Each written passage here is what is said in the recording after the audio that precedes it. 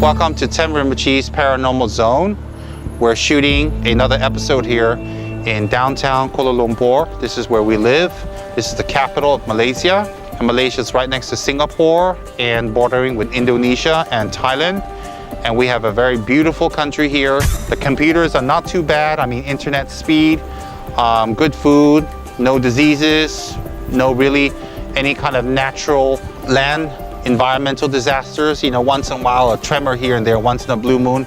Otherwise, really nothing. It's a safe, beautiful, modern, advanced country. And this is my home. This is our home.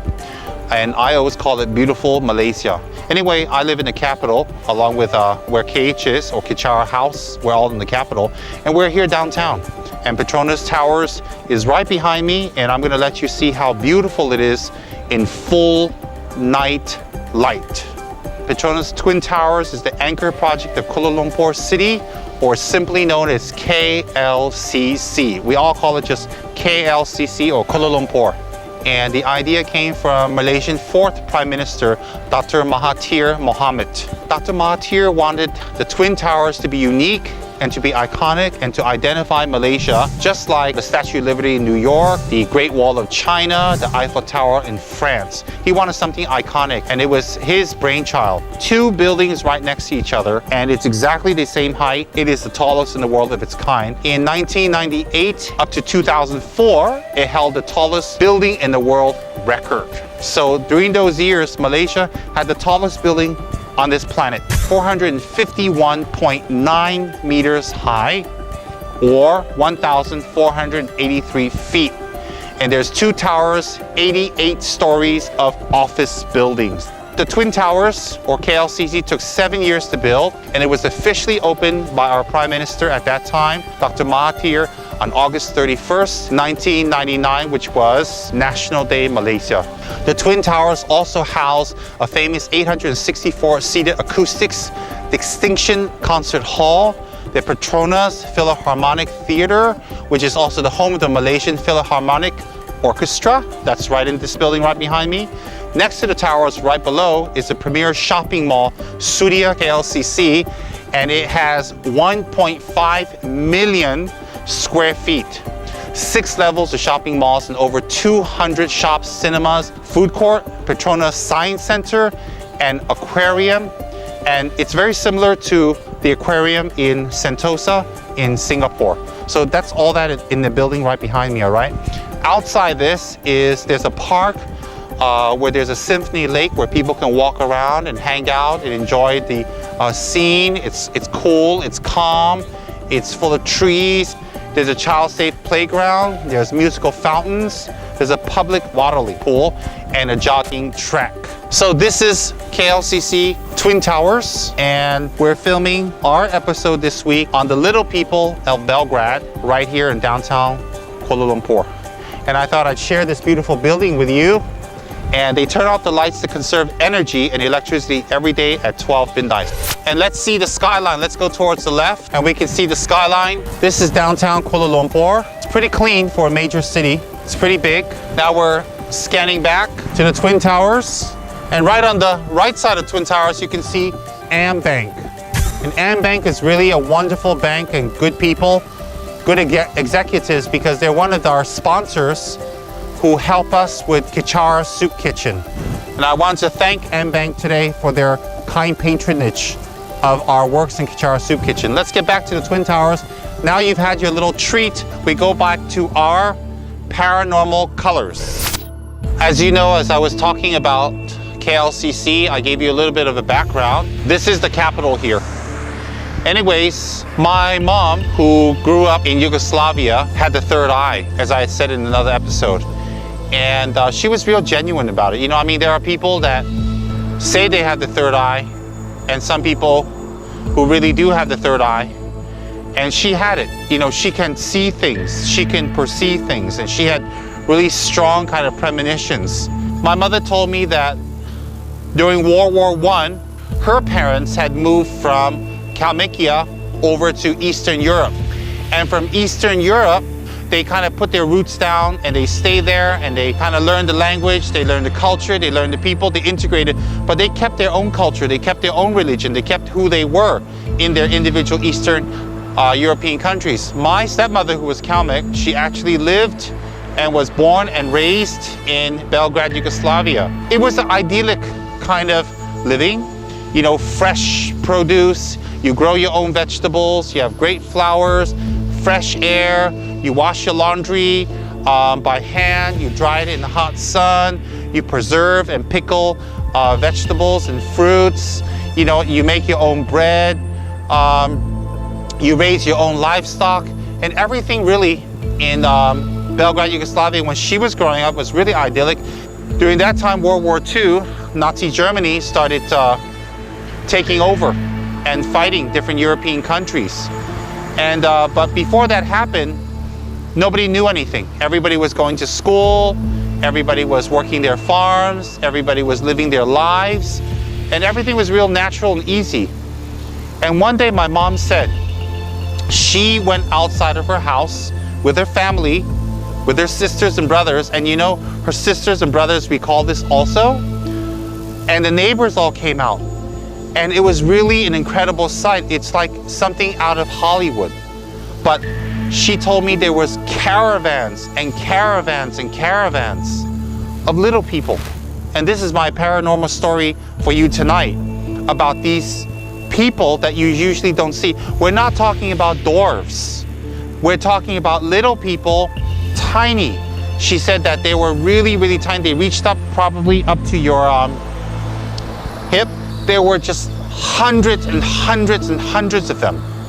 And they just stretched down the road, and they had packed all their belongings. They packed up their picks, their hoes, their farming equipment.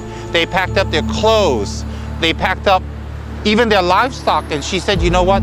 They had teeny little horses, tiny little horses. They had wagons, covered wagons and all that. And everything was just like Yugoslavians, except it was in miniature. It was like a movie set. She said that she couldn't believe her eyes. She just couldn't believe what she was seeing. But you know, it was not like as in little people, as in dwarf people that we see today. You know, you see one or two here and there. I mean, it's hundreds and hundreds and hundreds of these people. And they had talked to them. My mother and her neighbors and my mother's parents had talked to the little people. That's what she called them. And they were very friendly, they were very nice. Our family has asked them, what are you doing? Where are you all from? Who are you? And they said that we are people who live under the ground. And normally you can't see us. Normally you can't communicate with us. And it's very rare, once in a while, people will see us in the forests. You know, we chance upon each other accidentally, but we usually keep our identities quiet and secret, and you can't see us. And they said, we are leaving Yugoslavia. We're leaving this area. We're leaving for another area. Where, they didn't say, because there's going to be a war coming. There's going to be fighting. There's going to be bloodshed. There's going to be famine. There's going to be noise. There's going to be a lot of upset and a lot of killing, and they're not going to stay. They don't like this type of living. They don't like what's coming. So the little people said that we're leaving because an impending war is coming. And everybody kind of just was stupefied. Some laughed, some thought it was a joke, some just couldn't believe their eyes at looking at all these little people, hundreds. And they said, you know, a war's coming. And everybody's like, what do you mean? What war? Everything's peaceful. We have food, everything's stable, everything's all right. But you say a war is coming. They said, that's right. We can't stay where there's going to be a war because it's going to be a lot of problems on the surface, and we live below the surface. So that was it, you know. My mom told me that she saw with her own eyes. It wasn't people who had dwarfism. It wasn't what we see modern dwarfs in movies. It was real little people. I mean, like people from Lilliput or something. And they had families. They had caravans, they had tools, they had clothes, they had miniature horses, miniature wagons, they had food, they had everything. They had their wives, they had their husbands, they had their kids, everything, and everything was packed up and they were leaving. And the incredible thing was, that nobody ever sees them. Nobody ever can have visions or encounter them in an ordinary situation. It's very rare that people can encounter them in a forest. I mean, what are they? Are they fairies? Are they gnomes? What are they? Well, my mom said she saw them. Many other people saw them, and my aunt Gaga Elena also told us she was there, and she had seen them too. She had remembered them too, because she was older than my mother, and they remember everything vividly. And you know, when my mother told me these stories along with her sister, my aunt, it was very normal. It wasn't like, wow, you know, these people are mystical, they're magical. It was accepted that these people were something of a mystical, magical background. They lived under the ground. They lived in the forests. They lived away from normal-sized people. And they didn't encounter people very often. These two races of people didn't encounter. That's us and them didn't encounter. But they were leaving now. And they were leaving because a war was coming. And you know what? They left. Hundreds of them left, my mom says. And later on, a few months later, she said there was an announcement, the beginning of World War II. And Nazi Germany was taking over Europe. And my mother and her family was in the middle of bombs, in the middle of fighting, soldiers, concentration camps, and finally they had to leave Europe. They had to leave Yugoslavia. They had to leave Belgrade for the United States, and they all immigrated. And when they immigrated, they brought everything with them, their culture, their religion, their background, and everything they had seen. So can you imagine, in Eastern Europe, in Yugoslavia during World War II, there were these mythical beings who we read about, who we heard about, gnomes, fairies, forest people, little people, that actually live under the ground, that actually exist just as we do, on a parallel type of existence, but under the ground. And my mom saw them.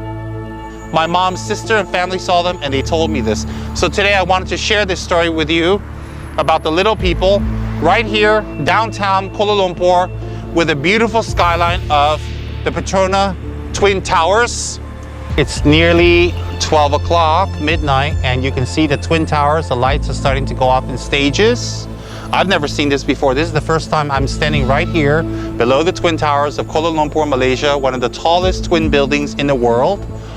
You can see the lights are going off step by step. And this, I guess, is our country's way of conserving electricity and saving the environment and saving some electric bills too. There it is. The whole building is off, and we are standing here in semi-darkness. The Petronas Towers, KLCC, is in total darkness now to give it a rest for the night. And we have finished our paranormal filming for today. I'm so glad you can visit downtown Kuala Lumpur with me, even if you're halfway around the world.